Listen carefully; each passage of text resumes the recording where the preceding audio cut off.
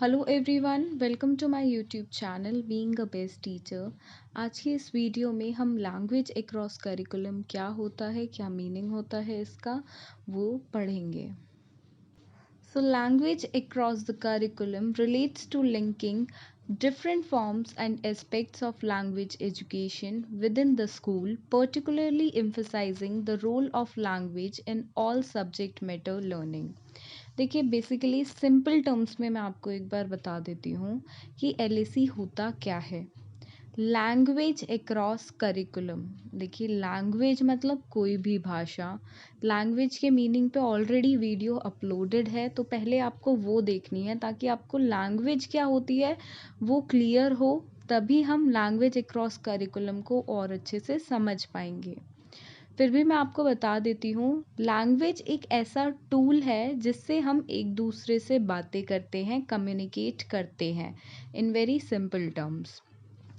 तो लैंग्वेज एक ऐसा साधन हो गया बातचीत का। एंड अक्रॉस द करिकुलम मतलब बच्चे के लिए स्कूल में करिकुलम, हर चीज़ में करिकुलम में, चाहे वो एकेडमिक्स हो, नॉन एकेडमिक्स हो या कोई भी एक्टिविटी हो, कुछ भी स्कूल में बच्चा जो एक्टिविटी कर रहा है, जो भी प्रक्रिया चीज़ें स्कूल में बच्चा कर रहा है, उसमें लैंग्वेज को इम्प्लीमेंट करना, उसमें एक लैंग्वेज होना, that is language across the curriculum.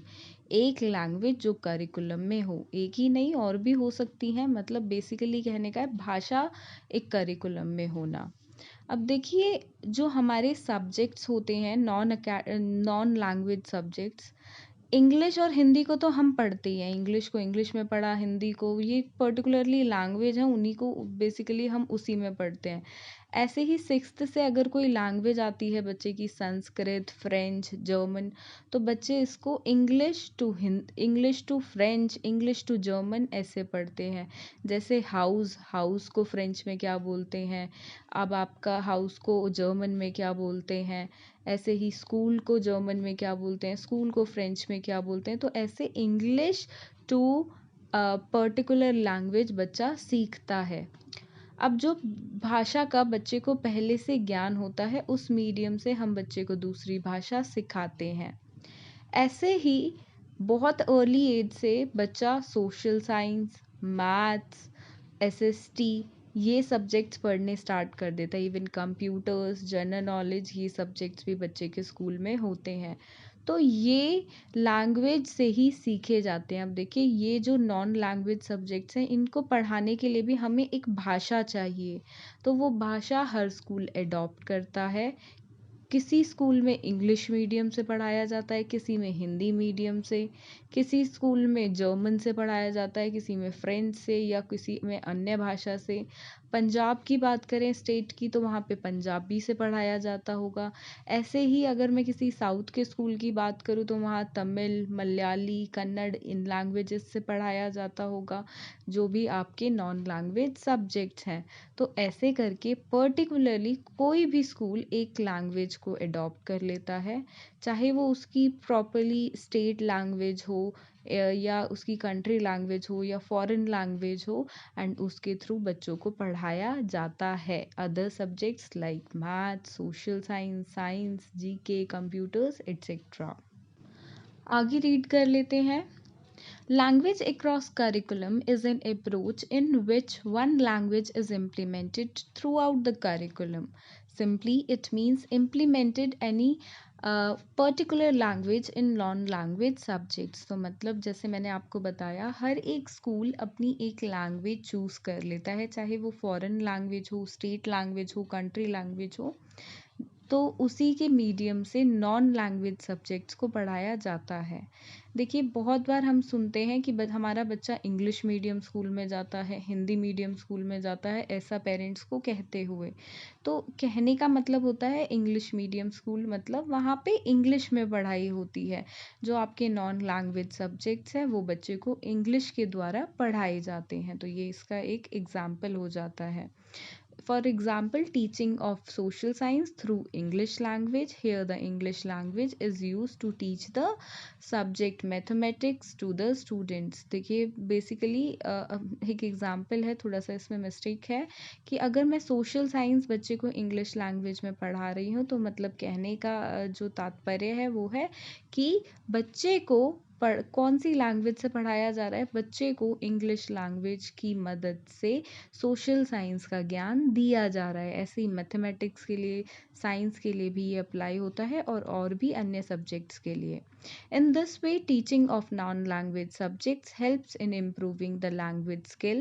Teachers teaches their language more effectively and helps students to learn more effectively with the help of this approach. देखिए, अब जब बच्चा math, social science, GK, computer etcetera जो non language subjects हैं, उनको जब किसी language, particular language के माध्यम से सीखता है, तो ये नहीं होता कि सिर्फ भाषा उसको हेल्प कर रही है उन पर्टिकुलर सब्जेक्ट्स के कंटेंट को पढ़ाने में, साथ में उन सब्जेक्ट्स के ज्ञान के साथ बच्चे की लैंग्वेज, जिस भी लैंग्वेज में पढ़ाया जा रहा है, वो भी इम्प्रूव होती है।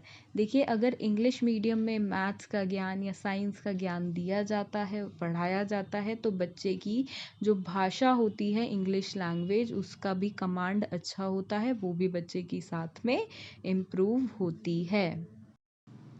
थोड़ा सा और डिटेल में पढ़ते हैं एलएसी को। LAC approach is one that integrates language learning and content learning. अब देखिए किसी भी कंटेंट को जो नॉन लैंग्वेज सब्जेक्ट का है, उसको मैं किसके थ्रू पढ़ा रही हूँ, किसी लैंग्वेज के थ्रू मैं पढ़ा रही हूँ, तो इससे लैंग्वेज भी बिल्कुल जैसा कि मैंने बताया वो भी इम्प्रूव होती है बच्चे की।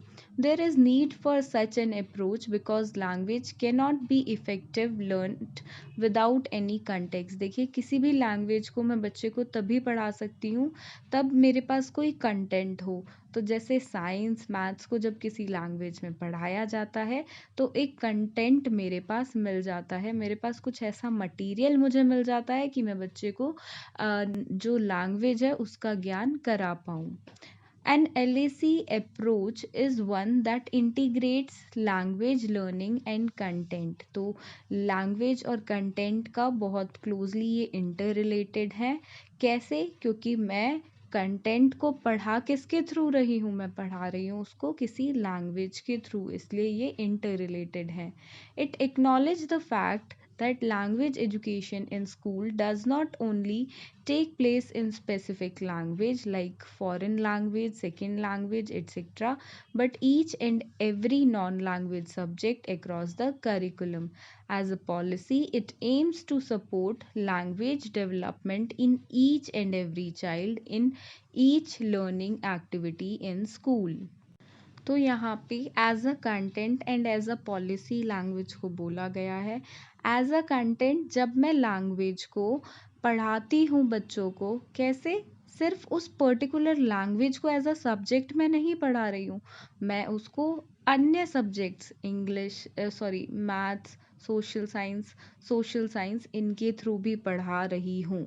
And as a policy it aims to support language development in each and every child in each learning activities in school। अब देखिए अदर सब्जेक्ट्स के साथ तो लैंग्वेज को पढ़ा दिया, एज अ पॉलिसी ये तब वर्क कर रहा है जब मेरा एम होगा बच्चों को लैंग्वेज पढ़ाना हर एक एक्टिविटी के थ्रू स्कूल की, चाहे मैं उनको कोई ग्रुप डिस्कशन दे रही हूँ, कोई क्विज ऑर्गेनाइज करा रही हूँ, तो जब हर एक एक्टिविटी को जो भी स्कूल में हो रही है उसके थ्रू हम किसी लैंग्वेज को पढ़ाते हैं, तो it works as a policy. Next is LAC is very helpful in development basic thinking and communication skill, which are absolutely and vital for their personal development and their future career in the workplace and society।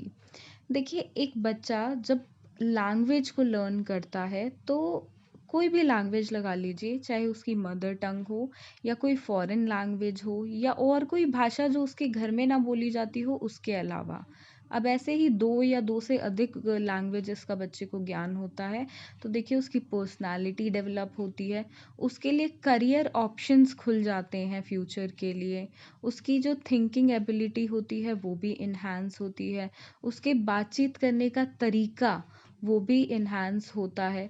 Suppose अगर बच्चे को French, German, Sanskrit इन languages का ज्ञान होगा, तो बच्चा अब future में फॉरेन में जाके जॉब कर सकता है या किसी मल्टीनेशनल कंपनी में जॉब कर सकता है। वो एज अ ट्रांसलेटर वर्क कर सकता है, क्योंकि उसको एक से अधिक, दो से अधिक लैंग्वेजेस का ज्ञान है।